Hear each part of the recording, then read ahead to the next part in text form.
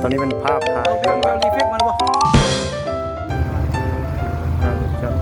มันสิบอกกูเพราะว่า อีโตน่าคาดอย่างว่าการแสดง มันต้องเขาโอ้ยผมว่าเอาไปให้การแสดง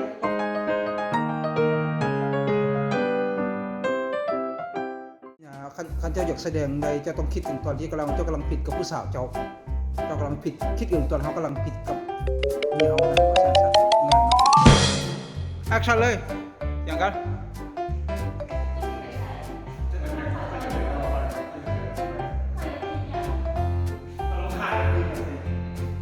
นั่งสิงอยู่นี่เดี๋ยวจะจับโทรศัพท์มา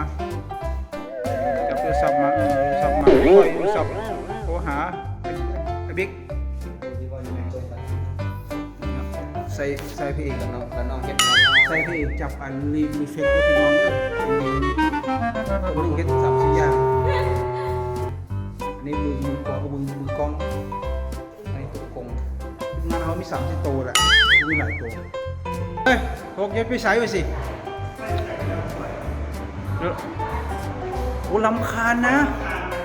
ย่างไปหนีเอาไปหาลิฟต์คัดโอเคยังไปหาลิฟต์เอามา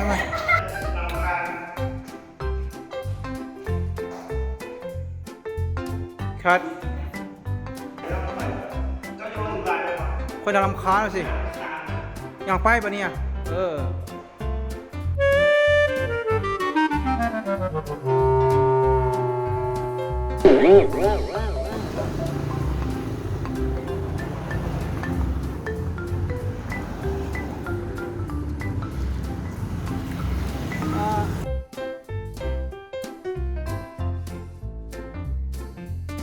ถ่าย เจ้า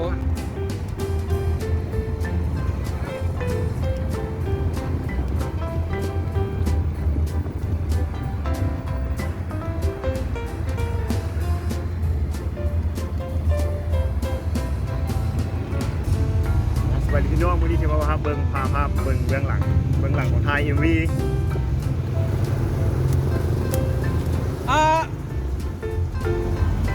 ฟัง ถ่ายเลยให้เลยไ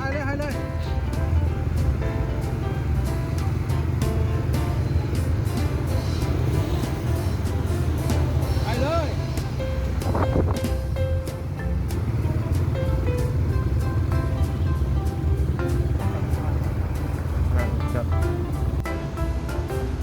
สวัสดีข้าพเจ้าต่างหน้าช่องอนุสรณ์อัติเห็นเมนวันนี้เขาจะพาเบิ้งการถ่ายเบื้องหลังของ MV เพลงที่พักใจของใครบางคนครับ เรื่องติดตามเด้อพี่น้องเด้อฮอนเลยมึงนี่ฮอนเลยแต่เด็กต้องสู้นะพี่น้อง การกันพงขี่รถถ่าย MV นาฬิกาเข้าไปไปเขาอยู่บนกดลูกค้านะ3 2เอาเลยยังมามาย่างมาบ่บุยลูกค้าเลยย่างเข้ามาเลยเข้ามาเลือกแม่เสื้อตัวนี้ลงกันพอแล้วย่างพอแล้ว